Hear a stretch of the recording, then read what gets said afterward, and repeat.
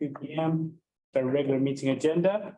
Let's go around the room and do introductions, starting on the far side. Debbie, lead us off, name and affiliation. Yes, I'm Debbie Montalbano and I'm with the Turlock Irrigation District. And I'm also the plan manager. Miguel Alvarez, City of Modesto. Mike Pitcock, City of Waterford, representing Hickman. Wes Miller, Turlock Irrigation District, Supervising Engineering Technician. Leandro Maldonado, Delhi County Water District. Angelica Gonzalez with the City of Ceres.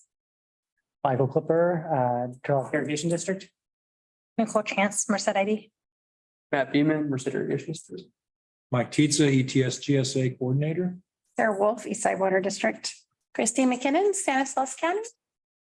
Dennis Yoxoya, Vallejo Cortez Water District.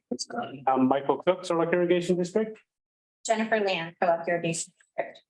And anybody on Zoom will identify yourself. You don't have to, but you're very welcome to.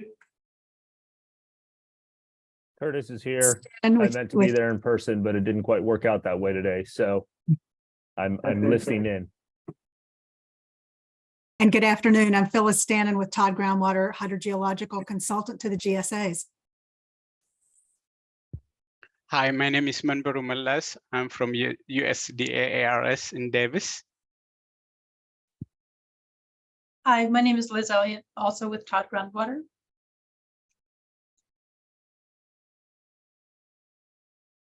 Okay, thanks everybody, and we'll see everybody else throughout the meeting. I would call this meeting for the west side to, but I just figured out we only have 6 people. So we don't have a quorum right now, but we'll move ahead anyway. And if there's action items, we'll move them around the agenda.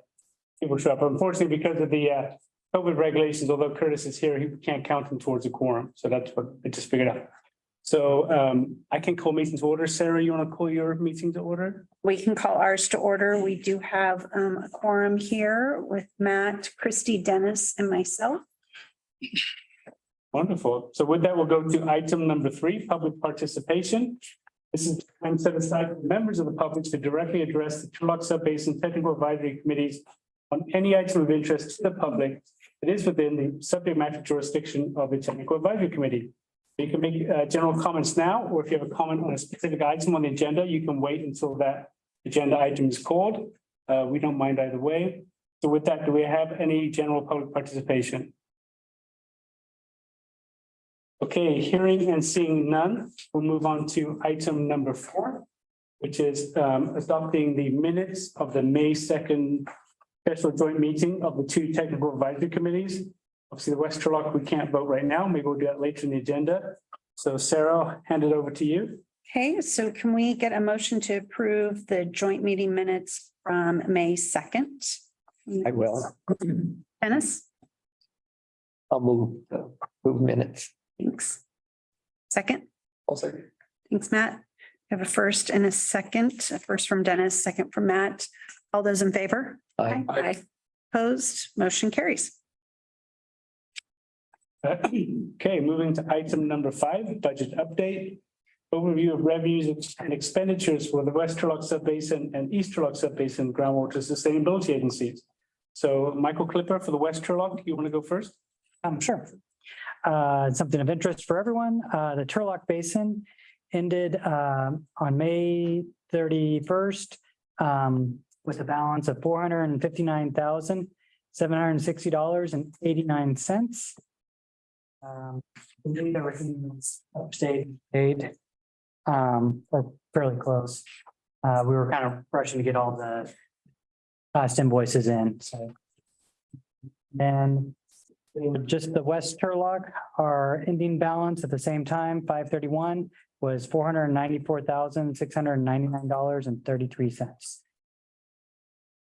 And then invoices will be going out in a couple of weeks for next year's for the West Turlock. That's good. All the cities and counties are flush with money now. They just adopted their budget. So voices in for the bank accounts are full. Sarah, East Turlock? Yeah, I don't have an account balance update for us this month. Sorry, I failed to get that. But we did just discuss our budget at the TAC meeting prior to this meeting, and we'll be looking to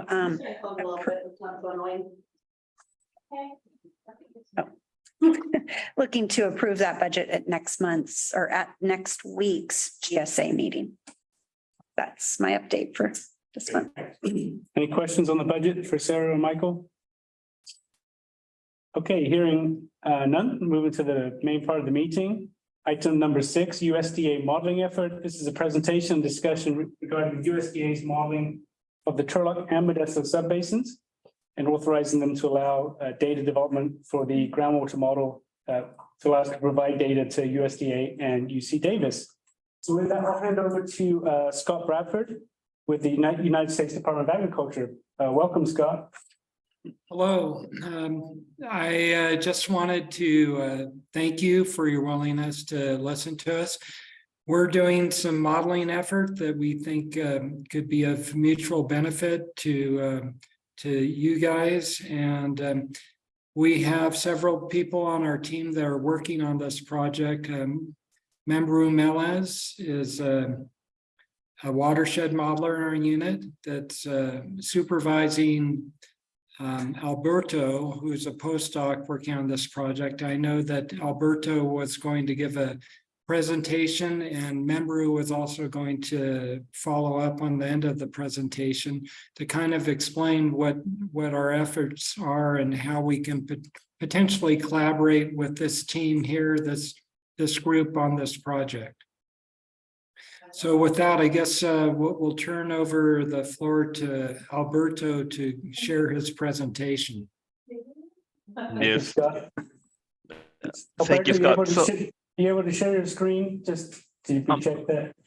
no, yes, just let me give me 1 second. Okay, can you let me know if you can see something? Yeah, it worked perfectly. So sorry to cut you off there. We just want to make sure the technical stuff squared away. So go ahead, Alberto. Yes, but let me see. I mean, if I go into full top presentation slide, you cannot see that, right? Yeah, we can see that. Like the full one, or Yeah. or the PowerPoint. Not yet. Yeah, you got the slide on the side. Okay, just give me 1 second. Then let me see this. And now, Not yet.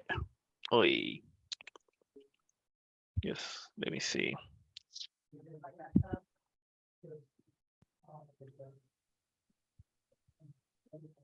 Okay. It's okay in that mode if you're comfortable presenting that way. We have relatively large screens where we are, so it works perfect for us as long as that's okay for you. I mean, the thing is like there's a couple like animations, so I'm not sure if I can actually like show it that way. Just Hello. There you go. okay. There we go. We're good. Yes. I'm in that Awesome. meeting. So in about, Hey, Mr. Rady, you may want to mute yourself. yeah, it's the, Are you able to mute yourself? My apologies. yes. Thank you.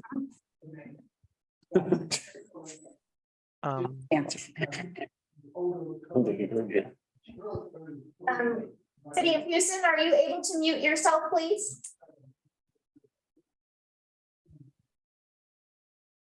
Thank you very much. All right. Okay, I think we're good now. We're good, Alberto. Yeah, thank you. Yes. So sorry for that. So hello, my name is Alberto Casillas, and I'm working with Member MLS and Scott Bradford and Professor Thomas Harter at the University California Davis and with the USDA. And for the last few months, we've been working on this project for like integrated watershed modeling, which I'm going to be talking to you now in the next few slides. So just as an outline of this presentation, I'm just going to go quickly through some objectives, the process data that we have, the data I have processed so far, the study area and some of the model description, the data to be processed, some research questions that have been raised, and some future ideas, like the way forward for work, extending the model, and then a broader scale into the watershed scale modeling, the development of this as well. So the primary objective right now for us is to develop and implement efficient models because we want to be able to predict the impacts of managed aquifer recharge on quantity and water quality.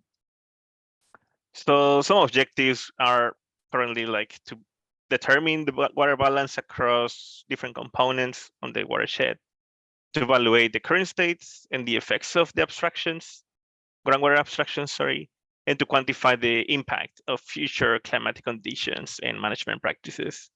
So for this, we chose the Turlock area as a study area to evaluate these objectives, basically.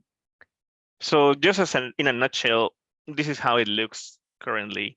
It's like we collect data and evaluate it, then we develop a hydrous plus mud flow model using different subsurface, how to call it, like realizations to integrate them all together and test different managed aquifer recharge scenarios and climate change scenarios. So far, groundwater observation wells like Adelie heads have been processed. We have processed model geometry, like the digital elevation model, geological maps, borehole logs, to come up with a 3D model realization. We have processed precipitation, potential evapotranspiration, recharge from these other models and data sources, basically. We have land cover, crop types, soil series. We made a categorization of this to be able to come up with like more individual recharge, how to call it, like for individual evaluation of recharge from different areas. And also we have these previous models like the C2B SIM from DWR, CBHM, and some data from the CBHM2 from USGS. And the model that was developed by Steve Phillips before, we also have those. So we are basically taking data from all of these sources and put them together into a single model to be able to evaluate managed aquifer recharge, basically. So the study area is a combination of the Turlock, Modesto, and part of Merced Subbasins. So in here in the figure, I'm showing you on the left-hand side, the hydraulic head distribution on year 2000, and on the right-hand side, the hydraulic head distribution on 2022. So based on this like data, we can see the kind of depression that has been forming in the area. And this is one of the, like, we chose this area because of this specific situation. As a, on a scientific point of view, it's very interesting to try to model and evaluate what's going on here and how can we mitigate this with managed aquifer recharge practices. So currently, I mean, before we have this kind of depression, it was like there was some exchange of water between Modesto and Turlock Subbasins based on this. But nowadays, it seems like there's water coming from many different sources into this con. And well, yeah, that's we want to know like where is the water coming from, how are the rivers and reservoirs impacted by this, and so on. So the model looks like this basically. We are using a 300 by 300 meters cell size and a mud flow on a mud flow model basically. And we're implementing different sources of data. In here, I'm showing you those green points are the groundwater observation wells, but we want to in the future also implement the AEM data, the aeroelectromagnetics as well, that is available from DWR. So that's like it's on the plans as well. So basically, this is how the model looks. We want to include all the rivers like as boundary conditions. Currently, we have like a no-flow boundary, but we're going to talk about this in a moment as well, more in detail. We have all those points in this map are the available borehole logs. So with those borehole logs, we develop a 3D model. They look like this. We go up to a minus 400 meters below the surface. And with that, we develop a 3D realization of hydraulic conductivity based on texture, like coarse grain texture, following methods that have been presented by USGS, like Cloud of Found, that also work in the project from Steve Phillips before. So basically what we're doing is like updating based on newer data. More data has become available since that model was built. We're updating that and extending the Steve Phillips model. So there's also data from this is called the BCM, the Basin Characterization Model. It's basically precipitation and potential evapotranspiration that is available from them. And we can take from that specific model, like recharge, which I'm just using as a reference. We're going to calculate our own values of recharge using hydrous, but as a reference, I think it's good to have it as well, as many sources as we can.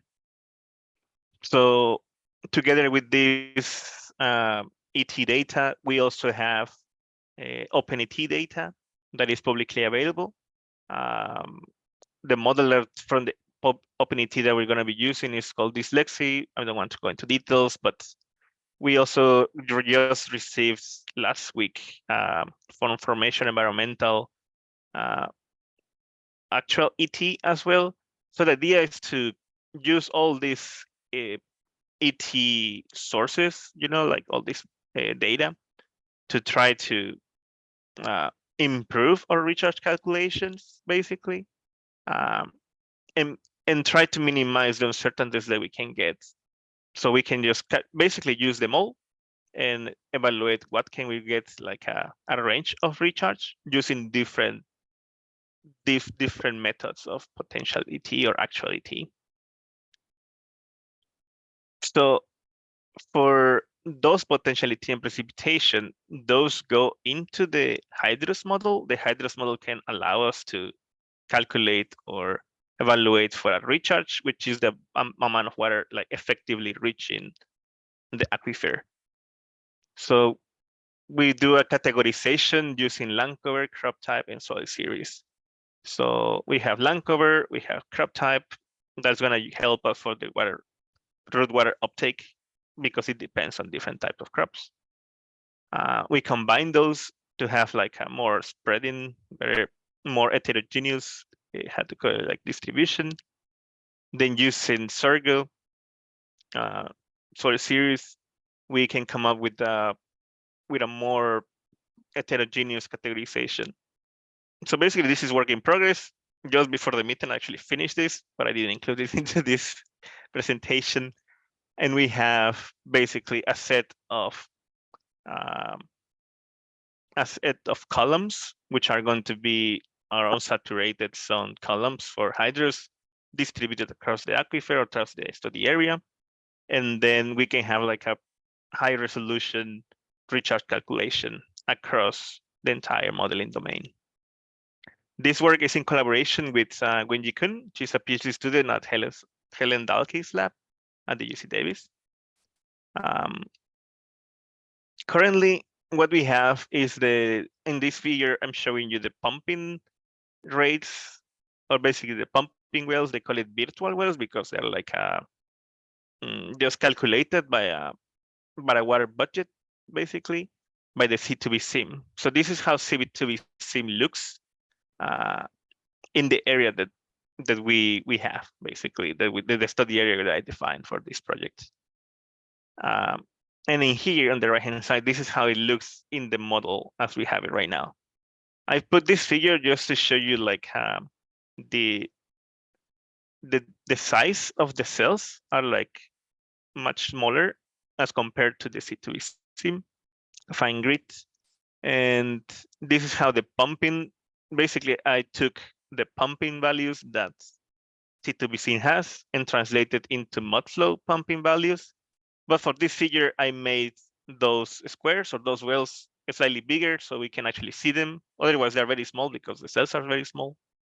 But this is the pumping data that we have. We're basing the pumping on the C2B sim.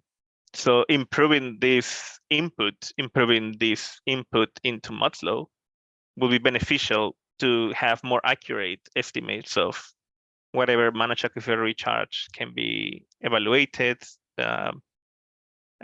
whatever management practices can be be more refined based on better data or actual data, let's say, and not on those virtual data as they call it. So the idea is that I just explained basically the physical part, which is the spatial physical part, and now the temporal part, the timing.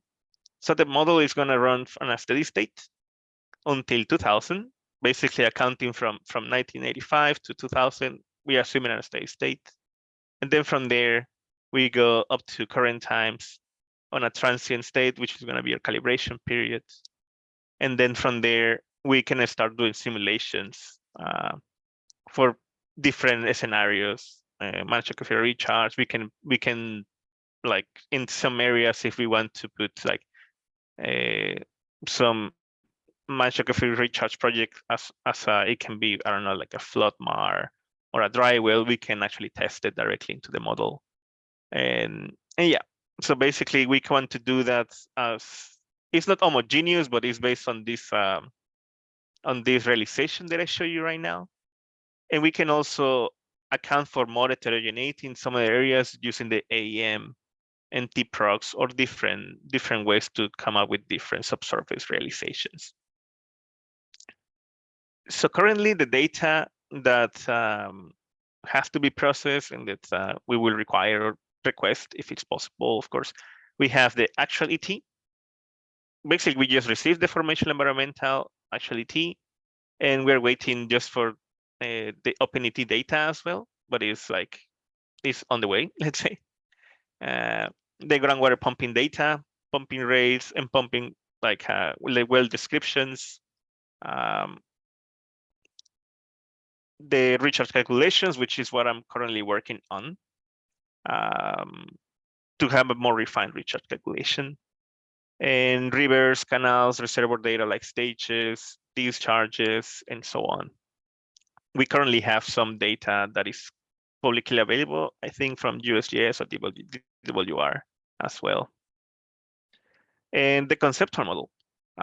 When I talk about conceptual model, I'm not talking about numbers or a model as I show you. I'm talking about more like the conceptualization of how the system works, or where the water is coming from, where the water is going to, and so on. That's what I mean by conceptual model, like having like local knowledge or the local expertise on the area. And I would like to know more details, basically from the people who knows the place, who knows how it works. We have some like specific research questions specific to this area. We want to know what is the potential evolution of this kind of depression based on a business as usual scenario. How is the current kind of depression influencing the surroundings, surface water systems like rivers and lakes, basically, and dependent ecosystems? And to what degree can we capture those interactions with the model on a basin or sub-basin scale? And what managed aquifer recharge strategies are feasible? Like we can actually test them and see and evaluate them. Like, okay, this one might be better for this type of area or this type of soil, or depending on crops. We can actually think about it. It's a bit more complex than just saying this one is better than the other one, right? And importantly, I suppose, like comparing the model with other models, because no model is perfect. All the models have flaws, right? So comparing them will allow us to like refine whatever knowledge there is in the area and allowing us to find more directions on where or how to solve things that are unresolved within basically all the models, because all the models can interact or tell us information of what is not being accounted by another one. So I'm going to make a break right here. The next step, the next slides are going to be talking about the way forward, or extending the model and some other steps that we want to take. So if you have some questions or something, we can take a a couple of questions. Otherwise, we can just continue. Questions for Alberto? Alberto, maybe I have a question for you. Maybe the group's thinking is, how did you stumble across the Turlock and Modesto subbasins? What made you want to study our region out of all the regions in California? Well, as part of the project, maybe Scott, you can help us with that question. Sure. We were looking at groundwater maps in the Central Valley. Our unit focuses on increasing sustainability of irrigated agriculture, and groundwater is a critical component to having sustainable irrigated agriculture. So we were looking at groundwater elevation maps, and we were also aware of the extensive work that DWR did in the Merced subbasin. And so we were thinking, well, the Turlock Subbasin has a significant cone of depression, and it's right next to the Merced Subbasin. So we thought that would be a good location to focus some of our modeling efforts and activities. Great, thank you for that answer. Any other questions for Alberto at this point? Yeah, this is Matt Beeman with Merced Irrigation District. There's I think I can deduce the answer a little bit, but was there a reason that the model wasn't expanded to the Delta Mendota more? You're like halfway into the Modesto subbasin and the Turlock, or the Merced subbasin. Just curious why you drew a strict line on those, San Joaquin. Oh, we didn't extend. I mean, like there is this Steve Phillips model. We basically extended from it using streams or rivers that are nearby, because the main area is how do you call it? Is the Turlock area basically, east and west, but we need to account for whatever is on the other side of the rivers. If we continue extending, then we will reach out the C2BC or those large scale models. But what we want to do more in a scientific how to call it point of view is also increasing the resolution. And if we start extending and increasing resolution, then it becomes very computationally expensive. Yeah. So that's basically the main reason. I mean, for me personally, I will really enjoy to have like a very large model with very large resolution, but it's not feasible. Yeah. Second question, where are you getting the surface water delivery information from now? I mean, it looked like you were pinpointing where the pumping is occurring at. Is it using the CPV-SIM model and moving that data over, or are you? I have the C2BC model basically, so I run it and then I extracted all the data from it, and yeah, basically I mean with my own scripts I just like extracted everything and transformed data. Yeah. Yep. Thank you.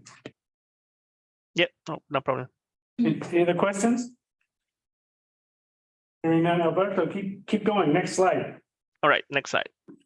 Okay, thank you, everyone. My name is Simon Barumeles. I'm one of the staff here at UC Davis, Sustainable Agricultural Water Reuse Unit.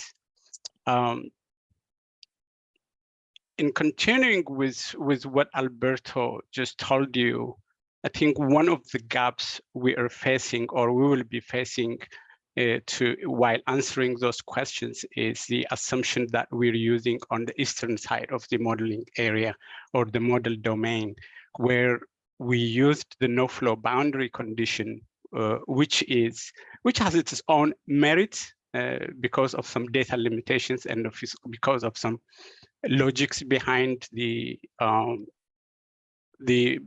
bedrock on the eastern side. But maybe in reality, the no-flow boundary condition in the subsurface is not something that accurately describes what is going on in the area. And there probably would be flow conditions from the mountains to the valley. These are the two studies that are showing here that shows the potential flow conditions. There are some numbers attached to them from 1 to 15% of the rainfall flowing through the mountain recharge down to the Central Valley. So we wanted to extend and take this research further. Want to complement Alberto's work in terms of defining what boundary conditions will there be in the eastern side. Next slide, Alberto. So just finish this slides until the last, sorry. So we, in trying to answer these questions or this gap, we are approaching this in two fronts. One, looking at the integrated watershed modeling approach, and then hill slope scale modeling, both one to look at the processes, what is happening in the contributing area down to the valley, and then a detailed or more closer look in the foothills for hill slope flow systems. The objective are two, to understand the flow processes in the mountain front and also accurately compute the water balance components in space and time. In the hill slope component, we have another objective where we are trying to expand the potential managed aquifer recharge to hill slope. One, to identify more area or away from a new area for managed aquifer recharge away from the Central Valley or managed aquifer recharge on hill slope. And then, and also to identify additional source of managed aquifer recharge in the hill slope. That means runoff generated from hill slopes. Next slide, Alberto. In the integrated watershed scale modeling, we are using MACSHE model. MACSHE is just one of the integrated hydrological models out there. It's a physics-based, it's more integrated and fully distributed model that integrates flow processes in the atmosphere, near surface, subsurface, and also in the surface flow conditions with variable groundwater conditions. So the groundwater model that Alberto is developing will have some inputs to the integrated hydrological modeling system on the watershed scale.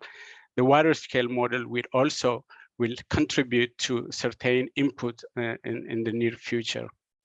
The new thing here in using MACSHE or using integrated watershed scale modeling is the idea of looking into the surface flow operations, which at this point, which are not seamlessly integrated into hydrological model. So we will try to use the hydrodynamic model or the hydrodynamic component in MACSHE to answer certain accounts of the reservoir inflow and outflow, the river channel diversions and the canal systems into this.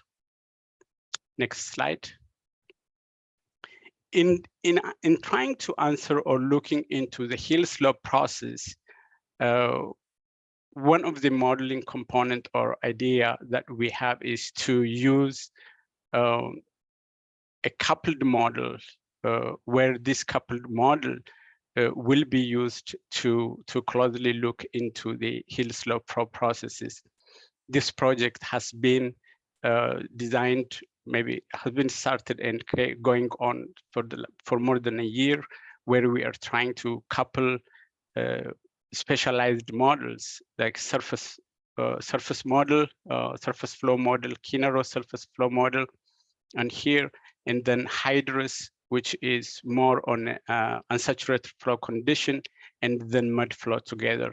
We are collaborating with folks from UC Riverside, Professor Simanek and Professor Ajami are part of this process, and we do have two postdocs working on this, Dr. Lin Chen and Dr.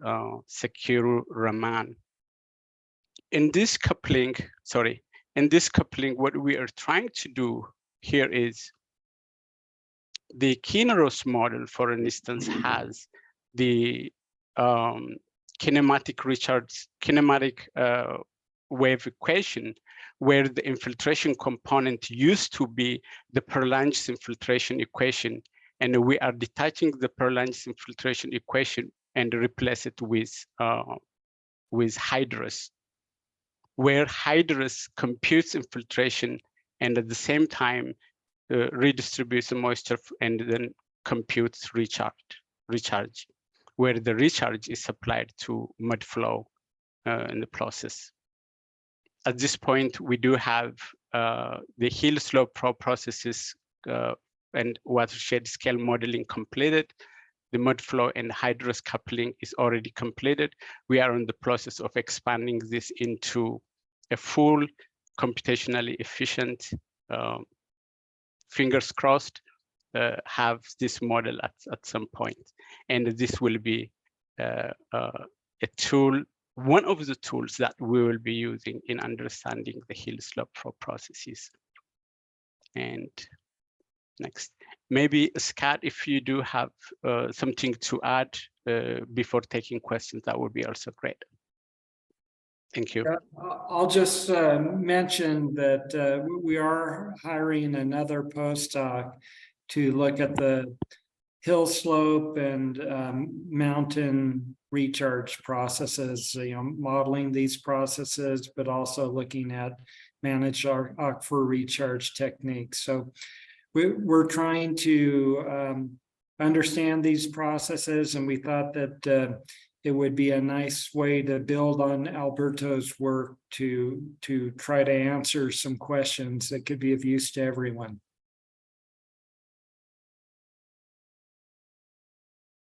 Maybe Alberto, you could stop sharing, and if anyone has any questions, they can ask them. Thank you guys for the presentation. Any questions from the group? I'm just floored that USDA and UC Davis are teaming up and want to study our area and potentially fill some data gaps for us that we know we would have to look at as part of our GSP implementation process. And I don't know if you've mentioned this, but there is no financial cost for our region. We just need to provide you corporation data as necessary, and that's all data we already have. So it's a fantastic opportunity, I think, for our region. Glad to have you looking at us and looking at this work. So I have a quick question. This is kind of a follow-up to our earlier meetings where the question was raised, how can we help you? And there was the desire to reach out and have a meeting where maybe some key folks from the GSAs or from our consulting team could provide you with some additional conversation or information. So I guess my question is that still something that you want to do? And if so, I think maybe we should have a discussion about it here to see, what that means and how do the technical advisory committees envision supporting this process. Yeah, I guess I'll chime in here. I mean, any data that the TAC here, the different GSAs can provide to improve our modeling efforts would be greatly appreciated. We're just trying to build the best model that we can to answer questions and understand things. So Mike, you talking about more of a process thing, like how do we, I know what's constructive manner get together to provide information to USDA rather than just kind of willy-nilly, or? Well, at the time of our last meeting, it sounded like a request was being talked about. To meet with certain individuals, and then Debbie brought up, well, maybe if that was going to take place, maybe somebody from our modeling, our joint modeling team could participate in that. So I don't know if it's premature, if that's still something that's desired, but that was a question that was raised. I'm certainly willing to spend time with folks, but it wasn't clear whether that was putting our joint best foot forwards in terms of really supporting this effort. I mean, we're all agreed that it's exciting that they're doing this. We're watching with great interest. We want to support you. I'm just trying to raise the question of, well, what does support mean? Are we ready to talk about more specifics, or are we not quite ready for that? And we just want to let things develop further. And that's a question both for you, Scott, as well as for both TACs. So I think there's a couple things here. One is I think a request by the USDA to have the GSAs consider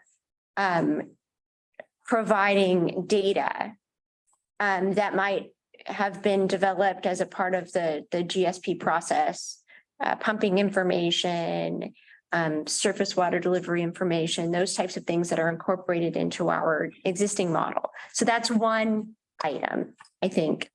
And then the second item you raise, Mike, is something I believe Alberto mentioned, was talking to people who might know information about the subbasin. So that could be our technical team that helped develop the GSP, kind of understanding what they understand with respect to the subbasins, as well as perhaps others. Mike, you mentioned being familiar with and in contact with other people, Steve Phillips, for example, who worked on the USGS model, may be available, and so there's other people, I think, that may be helpful for the USDA as they're developing the model to talk to and so that they understand what we understand with respect to how the subbasin works. Does that make sense? And that's what you're getting at. Yeah, that's, you put it more thoroughly and more eloquently than I did.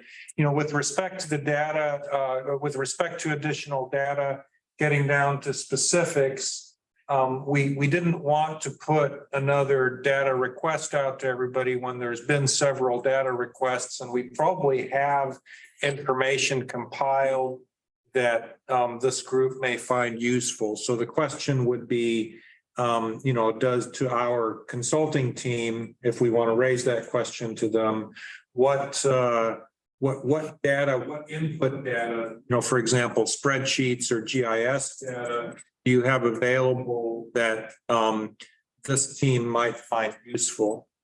So that's question number one. And question number two is if we made some key folks available with knowledge of the subbasin and conditions for a meeting online,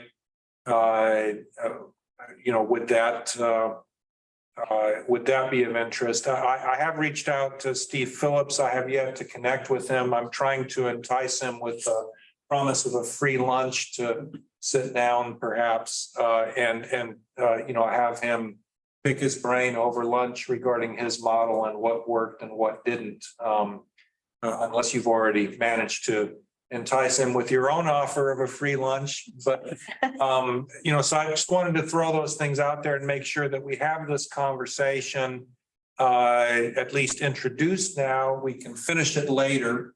But I thought, we would be remiss if we didn't maybe offer to follow up with some more specifics. And for the GSAs, if we were to have the consultant team engage and have those conversations, there would be a cost associated with that, but I think there's a little bit of funding within the GSA budgets to enable some interaction of, with the consultant team on a variety of things. And so that may be part of it, but I just wanted everybody to recognize that. I think there is the ability, I think, if the TAC wishes to consider authorizing the availability of data. I also think that we need to work with the USDA as they're developing their model to understand how their model is modeling the basin. If there are any differences that, we come up with, we need to understand that as well as we move forward with developing or managing the subbasin. So there's that component as well is following up as we provide data, and as the USDA is developing their model, kind of developing a check-ins and kind of understanding the differences so that we can kind of I don't know the right word. Debbie, we can learn from each other's efforts, right? Right. Yes, and I guess that's what I was getting at. Yeah. Thank you. And I think from what Mike, you mentioned earlier, I think our interest with the conceptual model idea came from our meeting initially when you were describing the watershed, the JSA, and the hydrogeology well, very much something.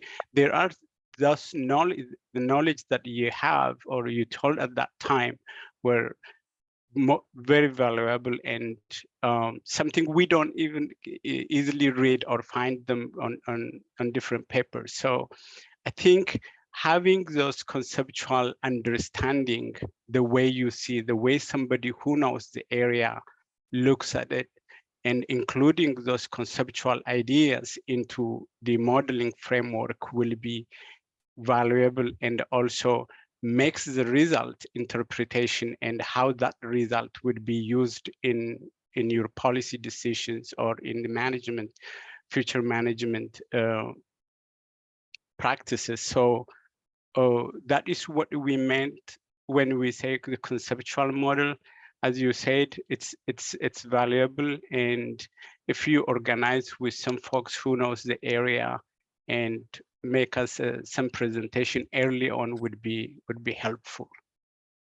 I think one other idea I can add is with regards to data. If you guys have the time series with the location or attached to it, that would be helpful. GIS data, we have most of them. Maybe Alberto can comment on this one. We have most of the GIS data that are available from the net and from other organizations. So the time series data, the observations data are will be very, very, very valuable for this work too. Yes, sorry. Just like member said, and Mike, I think having like this conversation with Steve Phillips would be great. I just want to be talking like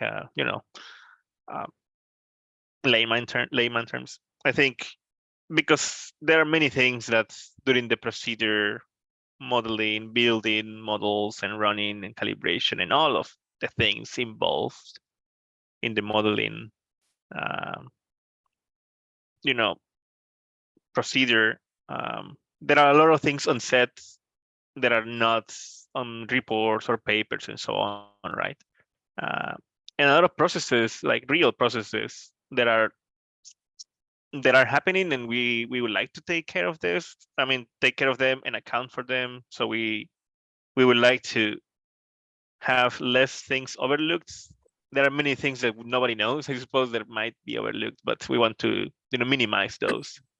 And in terms of data, I think I was talking with I mentioned to Debbie during the last meeting, just very briefly before we started.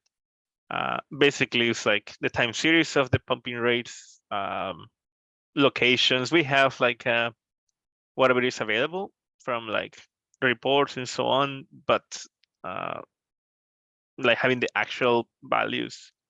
That's what's because it's the main output from the system. Whatever is like actual values or is gonna be like greatly beneficial for whatever modeling efforts that take place in the area. Yeah. I mean, in addition to the actuality that you have already provided. Thanks, Alberto, Member and Scott. So I think to sum up this, the conversation's a really good idea to do this. Obviously, we have data we can share. We have our consultant team, Ali, Dominic, Liz, and Todd, and Phyllis, and then some experts we have here. So I think some of the interaction will occur as needed. Maybe it's not a formal process for that right now, but I'm assuming there'll be checks in with the or check-ins with the joint TAC and other things. So we know what's going on, and as the model develops, kind of keep us informed of what's happening. But generally, does anybody have a concern about us moving ahead and providing information to USDA to improve the modeling work they're already undertaking? I guess that's kind of my bottom line question to the group. I think, like Mike said, there's some things we need to work out in terms of interaction, but we'll get there as we start working through this process. And those are important conversations to have. But it was heartening to hear from Debbie. We have set aside some funding for general consultant needs, and this would fall into that area too. So we do have funding for Todd or Woodard and Current to interact a little bit with USDA as needed. Any more questions or thoughts? This is an action item, and thank goodness Lacey showed up. I'm always happy to see you, Lacey, but I'm really happy to see you today. Happy to make a quorum. Participate number 7. So I'm sorry, you're going to go back to the formal stuff. So we do have a motion to support the development of the groundwater model by USDA and UC Davis, providing data, participating as needed in their work. Anybody interested in making that motion? Well, Michael, Yes, sorry. Ali, go ahead. if I may just chime in, good afternoon, folks, and I'm sorry I was late for a few minutes, so I caught the sort of the second half of the presentation. I think this is, I talked about this with Debbie. I think this is a great endeavor to support development of this kind of a model. I think it would be great if we can collaborate with USDA and find out specifically what the what type of questions you folks as part of your research project are trying to address, and what sort of questions there are as part of the GSP sort of follow-up work that that can potentially be addressed with some additional either ground truthing, field work or data collection, and maybe focused modeling effort that could complement the work that's already been done for the GSP. So that would be really helpful as we go down this path, Michael.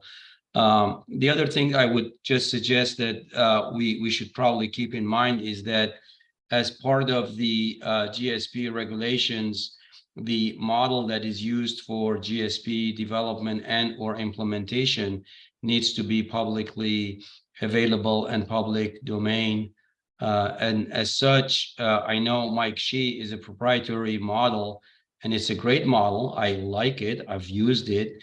I just want to sort of alert ourselves that Mike Shee is a proprietary code and a proprietary model. And so it's good to use it to ask questions and all of that. But it's not going to be in a position to help us on the GSP per se, although it can definitely be used to support questions that we have to understand better the physics, the interactions in the basin, and definitely focus on maybe some sort of a more closer look at certain areas that we have unknown. I'm glad that that you've brought up the issue of the flows from the foothills. That's definitely an area that can be improved beyond what's in the C2VSIM and what's in the local C2VSIM application for the Turlock Modesto Basin. And so to that end, the better we understand that interaction and flows from the foothills, the better it's going to be, both temporally and spatially. I know that's been a question all along, as well as maybe some of the local creeks, their interactions, and how those creeks closer to the foothills, Mustang Creek and otherwise, can be used for potential managed aquifer recharge as well. So just thought to lay those out, Michael, for the benefit of the group. Thank you. Thank you, Ali, and I apologize, Phyllis, you have your hand up and I didn't notice. I'm still struggling with a hybrid meeting, so is that, Phyllis, do you have something to chime in? Oh, that's Or right. you? Sorry, Phyllis, it's not you. Jennifer has the mouse over there and it's a hand. Michael, I just, in response or adding to what Ali said, and I'm glad he brought it up, because I don't know that, I heard us tee up what our excitement about this modeling is. It's not to replace our existing GSP model, is that we're excited that USDA and UC Davis has chosen this area to dig into, to refine understanding of how groundwater surface water interaction takes place and the potential implications for managed aquifer recharge. To us, that's very exciting because those are two questions that are key on our agenda. So any insight that we can get to that is why we're excited about this opportunity. Right, yeah, we're not, so looking And I to agree. replace what we have, just another tool in the tool chest that we can use to help us as we move ahead. Thanks for that additional comment. Okay, with that, does anyone in the West Turlock want to make a motion to allow us to move ahead with USDA and UC Davis? Motion. Oh, you made a motion. Do we have a second? I'll second that motion. Thank you. Any further discussion? Okay, all those in favor signify by saying aye. Aye. Any opposed? Any abstentions? Okay, that motion stands approved as a motion to support the development of the USDA UCD groundwater model by providing available data and participating in regular update discussions. That's approved by the West Turlock. Sarah, over to you on the East Turlock GSA. So the East Turlock would take up the same motion if there's interest from the East Turlock group. Get a motion. I can make the motion. Great, Christy, thank you. Second? I'll second. Thanks, Lacey. Waiting for you to, we got to get you on the record. All those in favor? Aye. Motion carries. Thanks. Okay, wonderful. Thank you. Thank you guys for participating in that. So moving on to item number 7.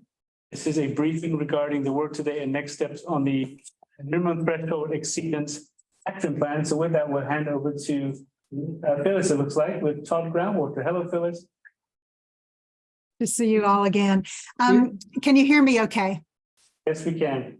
Great. I'm going to grab a screen. Sorry. I'm assuming the USDA can drop off the call now, right? Absolutely, guys. You're welcome to watch in because Phyllis does great work, but if you need to go, you're very welcome to leave. Okay, thank you very much. Thanks, guys. Thank you. Thank you.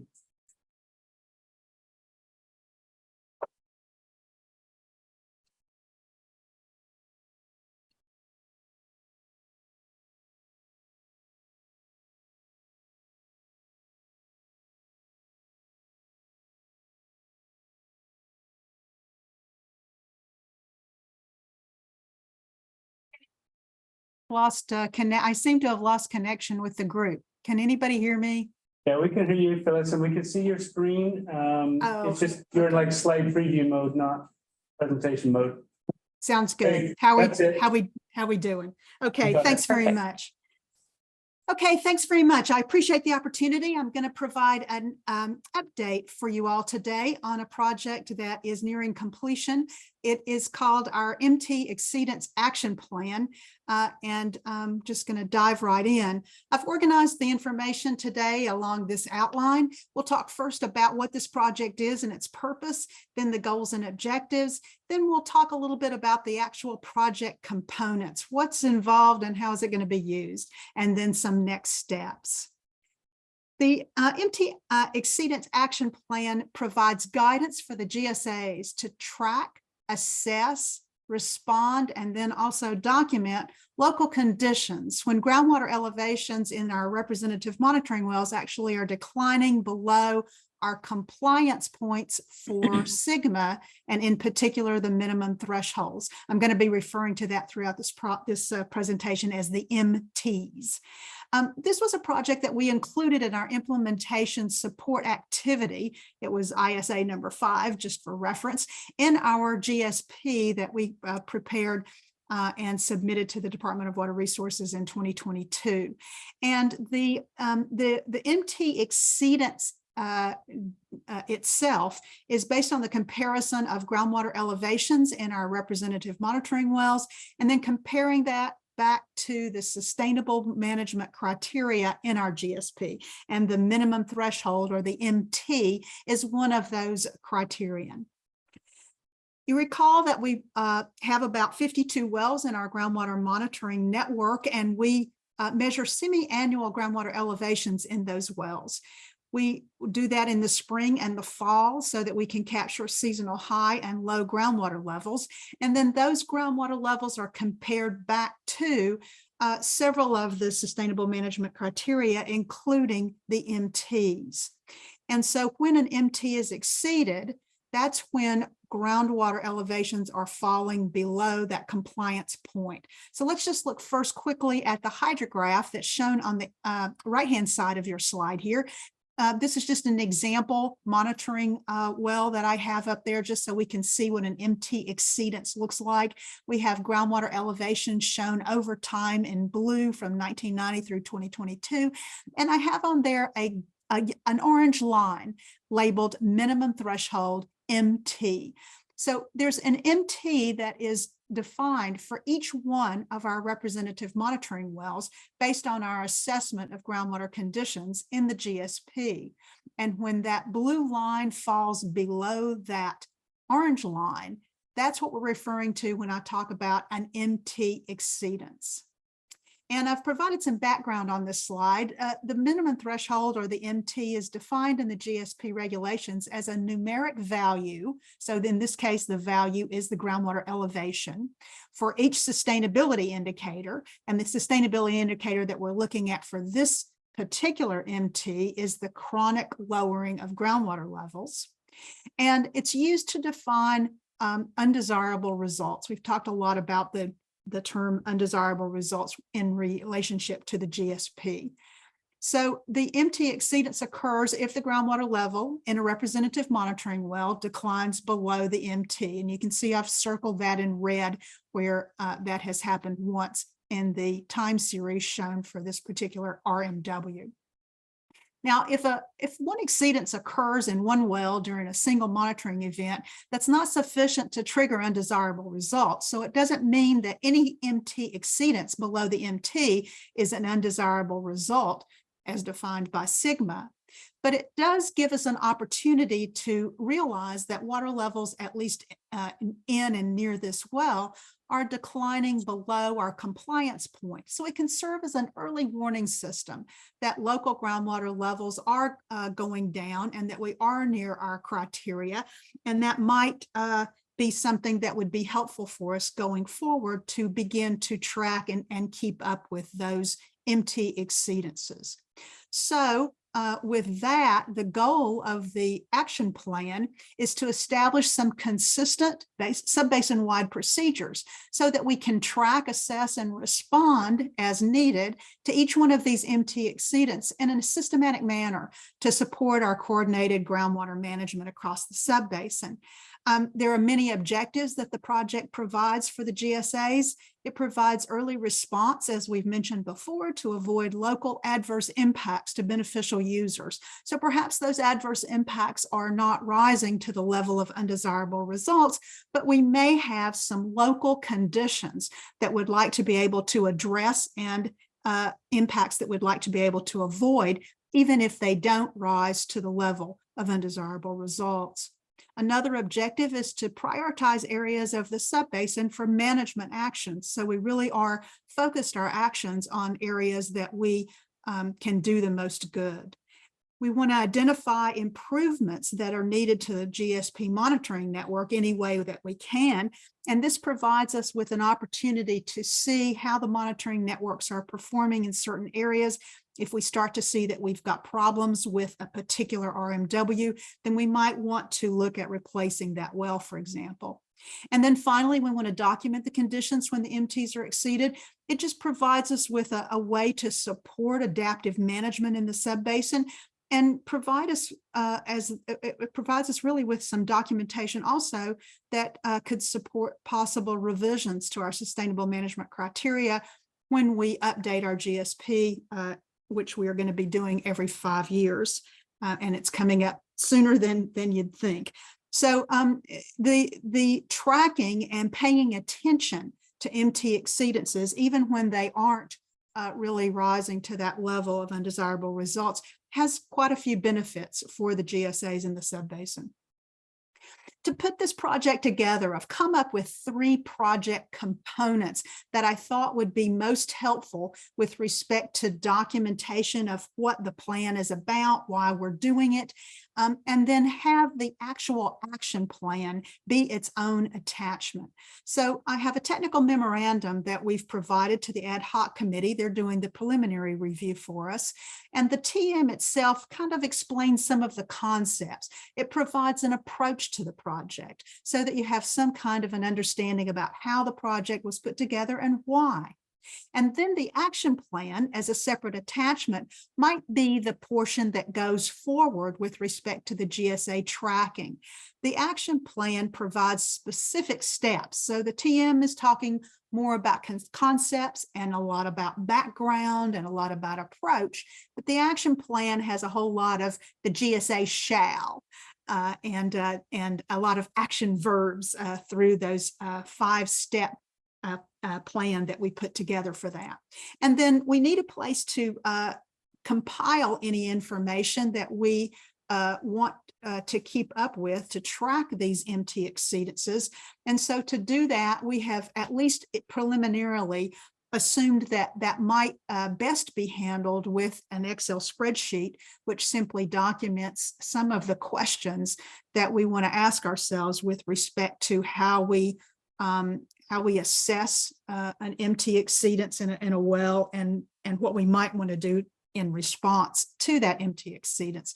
So over time, this probably could be incorporated into the data management system, the DMS, and could be referencing back to specific analyses, for example, that might be too long to put onto a table. But I think it is helpful to have a really as simple as possible, easy tool so that we can quickly sort and look back and go, okay, you know, we've had a lot of MT exceedances in those wells in that area, for example. So it gives us an opportunity to again, just sort of keep up with conditions as they occur within the subbasin. So I'm going to focus on the action plan first. We put this together as a 5-step action plan, and these are the 5 steps that we have in the plan. The first being to investigate the causes. So every time that the MT is exceeded, that means that water levels have declined below the MT level. So it indicates that, of course, there are local water level declines. Now, those local water level declines may be connected to subbasin-wide declines. For example, during drought, when there's less surface water available and a lot more groundwater reliance is occurring, and we might be pumping down the basin during that time period. So it could be more of a systemic subbasin wide issue. But if it's local and if there are things that can be done on a local basis, then we can, I think, more proactively manage the groundwater basin to make sure that we take care of any particular adverse impacts that could occur. So this investigation and assessment is to look at the conditions for each one of the representative monitoring wells that have had an MT exceedance to actually identify the causes of the local groundwater levels that are occurring there. Some of our RMWs, for example, are active production wells. So are the water levels declining below the MT because we're pumping that well? And if so, then are we really getting static water levels that are in the aquifer? And the answer to that might be no. We're actually just looking at a measurement of how much inefficiency there might be with drawdown in a well. And so we do have some active production wells that are RMWs in our monitoring network at the time. I know that the GSAs are working to replace those wells, but as long as they're there, we want to be sure that we are not exceeding the MT just because of a well issue rather than an aquifer issue.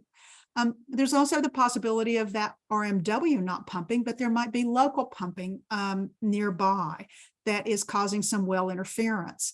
And the counties I know have, as a result of the governor's executive order, have taken charge of thinking through the well interference issue.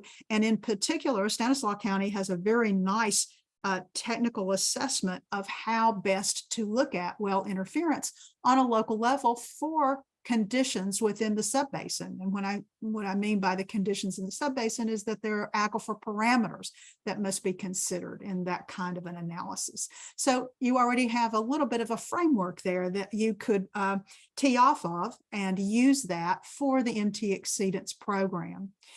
There's also the possibility for just simply local overpumping. There might be an opportunity to think about water transfers or some other way of modifying or redistributing pumping that's occurring in a specific area and causing local MT exceedances. And then there's also the widespread declines due to drought. The point here is there's some things that you won't be able to immediately fix with a response, but it is just to make sure that you are considering exactly what's going on in certain areas, document that, and I think that that gives you a better chance at making sure that you're moving in the right direction with your management actions. Step number 2, after you've done a sort of local assessment, is to identify the potential for impacts that could be occurring from an MT exceedance. Again, even if you're not in, you haven't triggered undesirable results. And those types of things, as examples that I've provided here, are to just see if there are nearby vulnerable domestic wells that you could potentially impact from just pumping in a very localized area. And you'd like to be able to avoid that, of course, from any local impacts that you can. There's also the potential to trigger additional subsidence. That's typically in our subbasin, not as big of an issue, but it is something that we want to monitor and pay attention to, especially when there's overpumping in the lower western lower principal aquifer, where we have in the GSP done a technical analysis and determined that that is an aquifer of more risk with respect to drawdowns potentially triggering future subsidence. So again, all of these detailed adverse impacts are taken from the GSP and sort of looked at on a more localized scale. Of course, groundwater quality is analyzed annually in the annual report, so there's a reference there as to what's going on with respect to tracking groundwater quality impacts and impacts to surface water if the pumping is near the river, for example. So this is the idea behind looking at and avoiding local impacts. The MT, of course, is an important compliance point, but we also have recognized that it takes a while to get GSP projects and management actions implemented. And during that time period, water levels could continue to decline. And that doesn't mean that the GSAs are not managing groundwater properly. It means that we're just taking a bit of time as allowed under SGMA to sort of turn the ship around and get water levels to recover in certain areas. And so we have, and I won't go through the details of this again, but I know everyone is familiar that we have set interim milestones, which are a target over time to rise the groundwater elevations above the MT.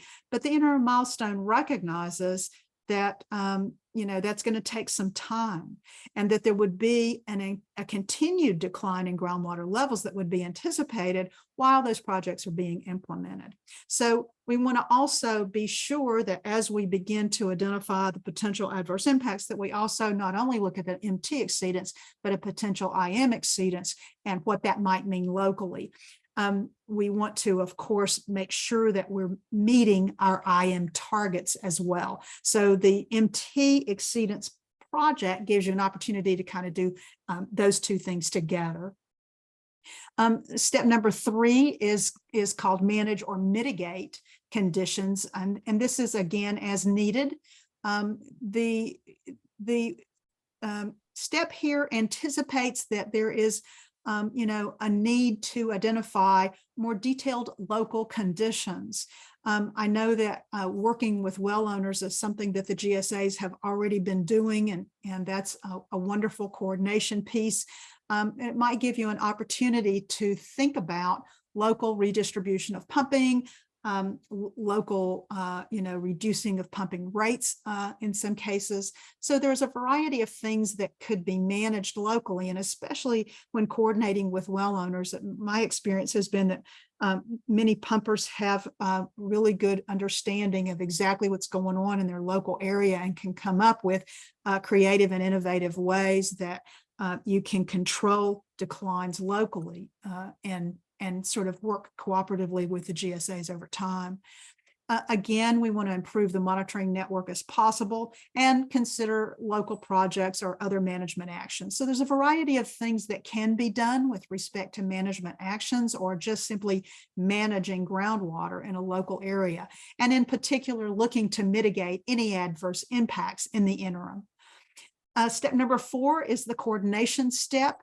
Of course, SGMA wants a lot of outreach and coordination to occur, not only with stakeholders, but also among the member agencies and the GSAs.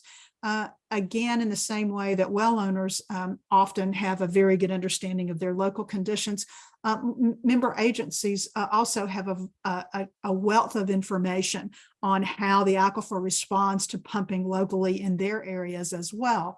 And there might be opportunities, again, to pull them into the situation. Sometimes member agencies are just simply not even aware that they're exceeding MTs in a certain area. And they would certainly be interested in being part of that solution. So I think there's an opportunity in step number 4 to really have more coordination among the basin stakeholders to make sure that we are in compliance with SGMA as much as possible. And then finally, the step is to document the conditions and actions, again, in that sort of tracking table or spreadsheet form might be a good way to go, but there are a variety of ways that you might want to document certain conditions and actions. And I think the GSAs will sort of want to see adjustments or modifications to that over time. So each of these 5 steps in the action plan are organized around a series of initial questions. And my thought here was that if I can think of the right questions to ask, then maybe that will guide consistent actions in response to MT exceedances over time. So the action plan is combined with the tracking table and can be maintained as part of the DMS, the data management system that the Turlock Subbasin has put together. And so in that manner, you you keep up with and you track what's going on in the subbasin, not only the local conditions, but also the responses. And I mentioned this previously, but I do think that the GSAs are the right agencies to begin to use the action plan and tracking table, and then determine how useful they are and think about ways to improve them. I think there's a lot of things you could think about and a lot of questions you could ask, but you'll find, I think, if you start to do that over time, that you'll find there's specific conditions at one RMW versus another that's going to require a different way of thinking about it or a different focus than in other areas. So I see these as sort of planning tools to provide to the GSAs. And it is, I think, a good first start, but ultimately they will be useful to the GSAs as the GSAs start to use them. So next steps for this, the ad hoc committee is currently providing initial review and feedback on the process. That process, again, has been documented in a technical memorandum that talks about concepts and background, and then also the 5-step action plan and the tracking table. They're going to provide comments to the technical team, and we're going to incorporate those comments, and then a revised draft will be circulated to all of you at the joint tax for additional comment and input. And again, I see the final action plan and the tracking table as really remaining as draft tools. And I think that they may actually be employed best by the GSAs on an interim basis, just to allow adjustments and refinements to occur. And then for the GSAs to work together to agree on those adjustments and make sure that everyone's doing the same thing with respect to the overall process, recognizing that there are probably local conditions at an RMW level that might need a little bit of additional attention. So that's it for me, and happy to take any questions or talk any further about the project as you wish. Thank you, Phyllis, and thank you for the ad hoc group that's meeting and working on this. Do we have any questions for Phyllis? Phyllis, I had one question. If we notice we have an MT exceedance, how quickly do we have to respond? And what's kind of the, like under Sigma, say we have an agency that's having a water quality problem, right? So we start looking into it. They say, hey, you have to have that fixed within 3 months, or you're in, your GSP is out of whack or whatever. What are the rules on that? Yeah, so the definitions for undesirable results and the criteria that trigger undesirable results are a little bit different from area to area, but they involve something on the order of a little less than half of the wells within that principal aquifer, so 40% of the wells. And I think we have 3 in general that again, they vary a little bit in certain areas of the basin, and they vary with respect to whether it's an interconnected surface water situation for the network or if it's chronic lowering of water levels, for example. But overall, we're looking at sort of 3 consecutive monitoring events, and typically fall events, because we're looking at declines of water levels. So, why they're occurring and how they're occurring. So that's the way the criteria are set up right now.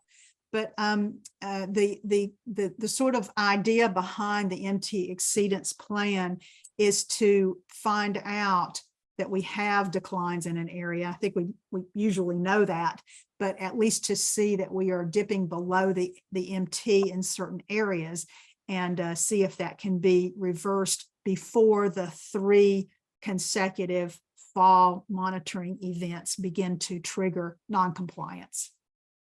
Does that help with your question? That really helped. And I think it's going to happen. But if we get to the point of non-compliance, we were trying to do things, it's not working, it's continuing to go down, it's been 3 consecutive years. What happens then? The GSAs have broad responsibilities and authority under Sigma to manage extractions and groundwater levels.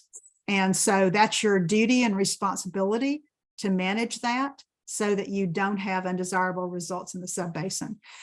One of the things I will just point out that's happened, because we were all doing Sigma for the first time, right? So we we thought we had good technical justifications for the criteria that we put forth, but we're finding in some areas that maybe, we were a little too tight in some areas and maybe too loose in others.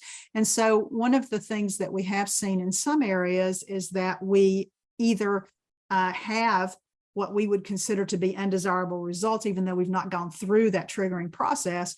And in other areas, we actually trigger undesirable results, but then there aren't any really, actually, if that makes sense. And so I think some of this is going to give us an opportunity to, again, balance exactly what we're trying to avoid within the subbasin and to see what groundwater levels are needed in order to be able to avoid those triggers.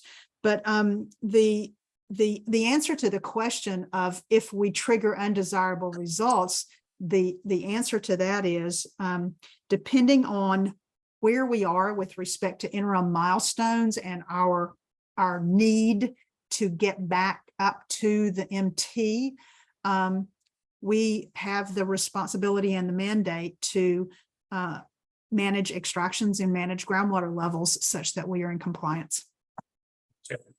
Thank you. That was a good answer. I appreciate that.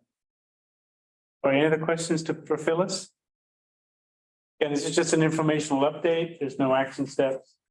So thank you, Phyllis. Appreciate the thorough presentation. If you'd indulge me, could we go back to item number 4 on the agenda, which was the meeting minutes? We couldn't adopt the meeting minutes because we didn't have a quorum, but as Lacey so graciously graced us with her presence, we could go to that. So this is just for the West Turlock DSA because East Turlock is better than the city going on. So we have a recommended action to approve the minutes of May 2nd, 2023 special joint meeting. Can I get a motion from some of the West Turlock DSA tech? All motion. Thank you, Andrew. Do I have a second? I'll second that motion. Thank you so much. Any further discussion of a motion in a second? Those in favor signify by saying aye. Aye. Any opposed? Any abstentions? Okay, minutes stand approved of May 2nd. Thank you so much. Okay, let's go back to item number 8, which is Sigma related updates. This is our opportunity for tax members to discuss and provide updates on specific issues related to Sigma. The first one's actually me, communication outreach. I need to inform you that Herb Smart has transferred, he's taken a new position with TID. So he will no longer be working on groundwater issues. And so we have to figure out how to backfill his work. We do have some interim help from co-workers here at Turlock Irrigation District. But that will be something we have to figure out in the future. So as you know, Herb's done a tremendous job for us over the last 3, 4, 5 years, helping us with Sigma and really going above and beyond on the public outreach and all that type of stuff. So we're really going to miss him. He's not one of these people that's easy to replace, but we'll have to find a way. I think we're in the stages we're in right now. That's that public outreach. That's one good thing for us, but we'll certainly miss Herb and all his hard work. So I just want to give you that update. And so with that, there will be no official communication outreach update today, other than to say Herb is gone and will be missed. But he's still with Turlock Irrigation District, just in a different function. Water level monitoring, Debbie, is that you or is that me? I'm trying to remember. That's probably me. The only thing I have is that there is a draft scope that was circulated to Mike and Sarah and to enable the analysis of the water level data for fall and spring. And so if you can take a look at that, and I can circulate it to others who may wish to see that. And we can, it's to facilitate what the TAC has already authorized to move forward with, which is the analysis of the existing fall 2022 and spring 2023 data that will then feed into the next annual report. So it's taking care of that work and moving that forward. And then we can use that analysis to do some of the empty exceedance analysis that Phyllis just talked about as well, right? So the concept is that in the future, as we move forward and we gather the water level data, that we do that analysis and then review the facts, and then we understand what that means from an empty exceedance process as well. And so it kind of folds into that whole looking at the data and understanding what it means for the subbasin. So I once we're comfortable with the scope, then we can move that forward with Todd Groundwater and bring it back to the tax. So Debbie, I recall receiving the email, and I apologize for not responding yet. The status with ETS GSA is we're in general agreement with the scope, and it's included in our fiscal 23-24 budget, which is expected to be adopted next week. Understood. Okay. Sounds great. So that's all I had with the water level monitoring. I could speak about grants as well if there's an interest. We have, I believe, wrapped up the two grants that we've been working through. So the Proposition 1 and the Proposition 68 grants. I think DWR has requested the retention, so we should see that in the coming months. I don't know how long that takes. But that's finalizing that. And then I believe you all saw an email that was sent out regarding the more recent grant that was submitted back in December. Unfortunately, we did not receive a recommendation for funding. We got 24 points, and I think 25 points was where the cutoff was. However,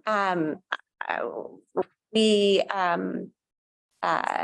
looked at the scoring. So they sent us some information on the scoring, and it appears as though the first project that we had, which was the recharge master plan component, it's a planning component, and they graded it as an implementation component, and they graded us down because we didn't have some quantitative results to describe what the benefit would be. But in a plan, you don't really know that. You develop information that could, provide that information. And so we provided some comments, requesting that they reevaluate it. And I received a response back from DWR saying that they received those comments. And they would be looking at it, and it's my understanding that they have reevaluated other grant applications in the past that when people request. So I'm hopeful that they might. Overall, we just need one more point, which really it's an average, and so it would really be 4 more points that would give us the 24 out of 25 on average, because there were 4 components, and so the average them out. But so that's, unfortunately, that's kind of where we are. I believe there was another comment provided as well from Mike Tietze and others about the need for funding within the subbasin as well. I don't know, Mike, if you wanted to speak on that. Yeah, so we brought this up with our board, and so we drafted a joint comment email which emphasized that our need for help for grant funding, and our hope that future grant rounds will come up and support work, not just in critically overdrafted basins, but also in the non-critically overdrafted basins. We felt that it was important to, register that, not as a complaint, but just, reminding the DWR that we are really hoping for some more grant funding to help us implement our GSP. And I've mentioned before, and I just feel that that's critical for us. It's one of the things that keeps me up at night is I hope that we can leverage grant funds to the, it's not that we're completely lost if we don't get grant funding, but I think that can spell the difference between success and non-success in terms of, keeping, a positive effort moving forward in our sub-basin. So we didn't say it quite that way in the comments. And, Sarah was very good in, tempering the initial comments that I had put together to make it something that we felt better represented what we wanted to convey to the DWR, because we are grateful for the help. We just need more of it. Do you have anything on modeling or did you cover that already? Groundwater? I think we covered it already. Okay, good. All right, any other general updates from the group on signal related item? Obviously non-action items, but just anything to discuss for the good of the order? I had a couple of things for ETS GSA. One is that we're hoping to hear back on, speaking of grants, we're hoping to hear back on our MLRP grant very, very soon. They've already sent us an email, apologizing for not getting back already. So hopefully we'll hear back within the next week. So we're keeping our fingers crossed. We've identified some very good actions, even if we don't get funding this time around that we'll consider in the future. Regarding monitoring, we are working on finalizing our locations for the 4 TSS well clusters. So I hope to have that finished by the end of the week. Tom Berg with DWR already got back in touch and asked, what our situation was. And so he's anxiously awaiting our input for the locations of those wells. Let's see, what else did we have? We have a workshop coming up. So we have our pumping management framework pilot program, and we have our first workshop on that, strictly focused on that pilot program, coming up on the 27th, which is, I guess, the week after next, right? Okay. Tuesday. So we're moving forward with that. We've got 15, I think I mentioned before, we have 15 participants, a total of over 90 parcels, and we've developed a simple internet interface for those parties so that we can begin to get input as to how that kind of thing works. So we've sent out outreach materials for that workshop. It'll be the first of two. The second workshop will happen in the October-November timeframe. We also are embarking on a Proposition 218 fee study and fee and assessment study process that we're implementing and hope to have completed by February. So we've retained our consultant for doing that and are moving forward, and that will hopefully converge with the pumping management framework and portal. So this will be something that's ongoing, and we'll provide more updates. And if folks are interested in finding out more, please let us know. But we're actively pursuing that. And yeah, those are the updates. That's good. Thanks, Mike. Anybody else? Okay, hearing none, moving now to our next meeting will be a regular meeting of the joint tax on Tuesday, July 11th at 2 p.m. So I'm sure that's marked on your calendars. And everybody working in between those meetings, I appreciate all the hard work you do, keeping all this work ticking over. And so with that, I'd ask for a motion for adjournment from the West Turlock GSA. Miguel motion, do a second. Mike second. All those in favor signify by saying aye. Aye. Okay, we are adjourned, Sarah, at Same, I need a motion, 39. What do you, Sarah? motion to adjourn for Easter lot. Lacey, great. Matt, thank you. All those in favor? Aye. Motion carries at, what do we have, 3:39?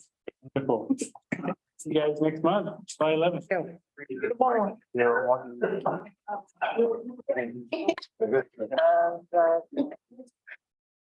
See you. Had fun. They see.